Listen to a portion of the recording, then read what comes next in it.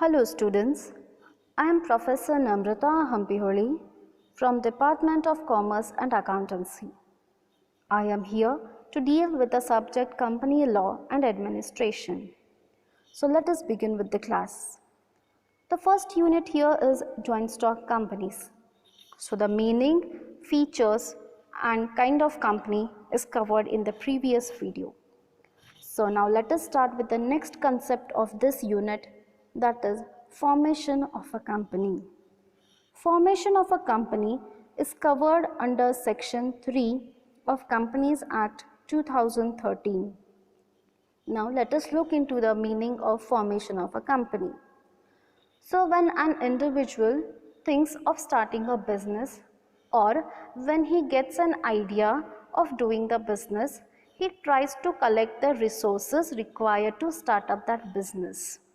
So the procedure or the process of collecting these resources and giving a legal existence to that particular business idea is a process of formation of a business. So it is a process or the steps which is involved from the time when a person gets an idea of doing the business to the time when that business has got a legal existence.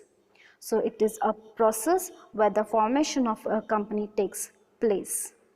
So this formation of a company is backed up by some legal formalities. To give a practical existence to a business idea, we need to complete some legal formalities. So for completing those legal formalities, we have stages which we need to go through.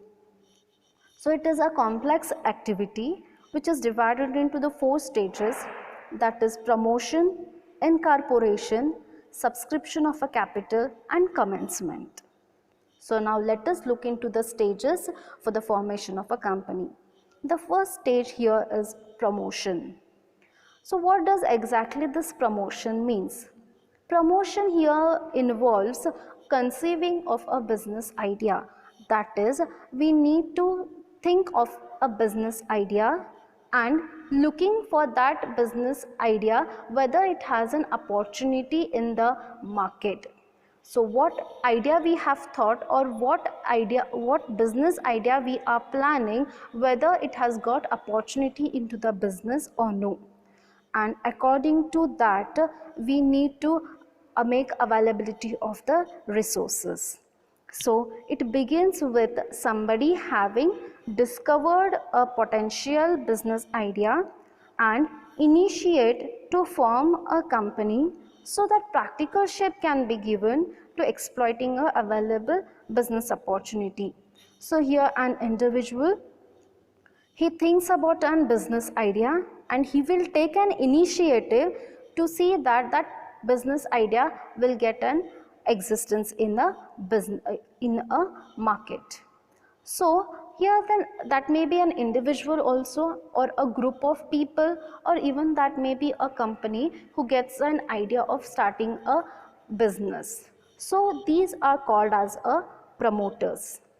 So here the promotion also means that discovering the business opportunity and according to that organizing the fund, property and managerial ability so that the business concern for purpose of making the profit therefrom.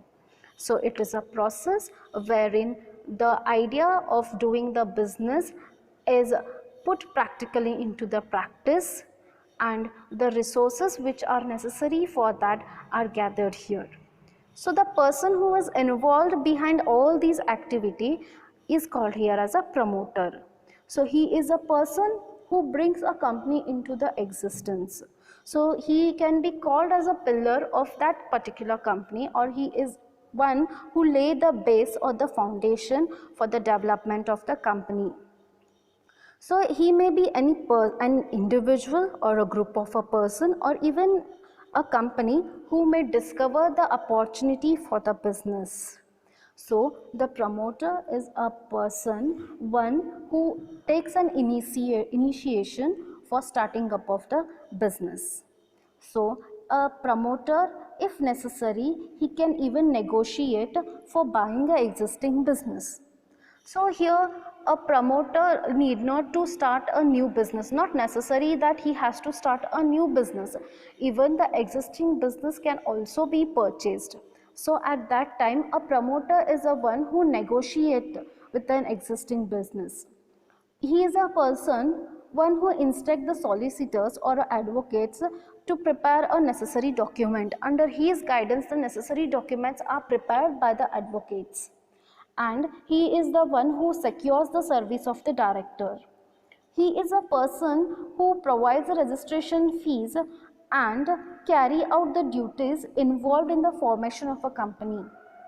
He is one who will make the arrangement for advertising, and he is a person one who circulates the prospectus, and he is a person who tries to arrange for the capital, or he is a person one who plays the capital. So the role of promoter here is very important. Let us look into the functions of a promoter. The first function here is identification of the business opportunity.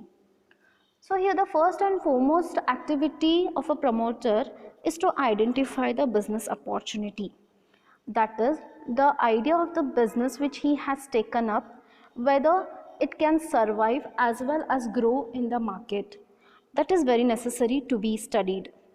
So for that he need to look into the business opportunity, that is he need to study the environment in which his business is going to stand.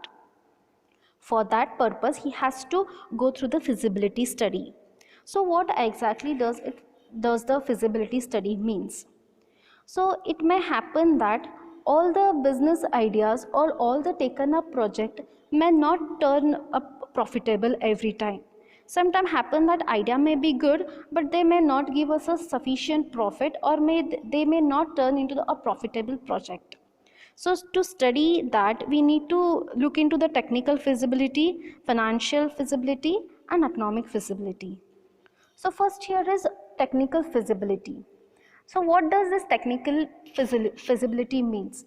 Sometimes a business what we are going to take up, or the project we are going to take up, we may face some technical problems, such as if we want to manufacture some kind of a machinery which is very advanced, we need a technology for that. That is, we need an updated technology for that. That may be not available immediately. So there is a technical problem for manufacturing of such machineries. So in that situation we need to shift our plan, or we may have to drop out that particular project. Then coming to the financial feasibility, as we know that finance is the blood of every business, so the taken up business should have a financial feasibility. That is, the budget what we fix for that particular project or particular business shouldn't exceed the cost. The cost should be minimum, or the cost should be such that it doesn't exceed. So the financial feasibility study will give us the rough idea that what may be the cost of our project. So the outlay of the project cannot be too large with the available resources. And next is economic feasibility. So sometimes what happens here is technical feasibility as well as financial feasibility is good, but it may be not profitable. That is, the resources what we have, or the resources whatever are available, even the cost may be minimum, but that may not give us a sufficient profit. If the project doesn't give us a sufficient profit, then we should need to change the project, or we need to adopt some other plan here. So feasibility study includes these technical, financial, and economic feasibility. If the promoter finds these all sufficient, or it may fit in the bracket of our project, then he has to proceed further. The next step here is name approval. So after deciding for the starting up of the company, the promoter or promoters have to select some name for the company. and they have to submit that application to the register of the company wherein your company registered office is situated. They have to give it for the approval. So while deciding of the name, utmost care should be taken. The name of your company should not be the same of any other existing company, and the name of your company shouldn't give any wrong message to the society. So, and even that shouldn't mislead anyone. So taking these all utmost care, the three names in order of their priority are given in the application, and that is submitted to the registrar of a company here. Then the registrar will approve the name for the company. Then the next function of the promoter here is fixing up of the signatories to the memorandum of association. So this memorandum of association is a document which you will be studying in the later part. So here the work of promoter is to fix the signatories, that is he has to decide about the member who is going to sign the memorandum of the association. Usually the first directors of the company will sign the memorandum of association. Then the next function here is appointment of professionals. So the company needs here professionals such as auditors, mercantile bankers. So these are appointed by the promoters to assist them in preparation of the documents. So these will help the promoters to make a necessary documents which we need to submit near the registrar of the company. And the allotment of the shares and the name and address of the shareholders are all to be included in that documents, which will be assisted by these professionals, and these are appointed by the promoter. Then the last function of the promoter here is preparation of necessary documents. So when a company is getting registered or incorporated here, there are three main documents which are need to be prepared. That first one here is memorandum of association, articles of association, and next is consent of directors. So these are the documents which are necessary to be prepared by the promoters.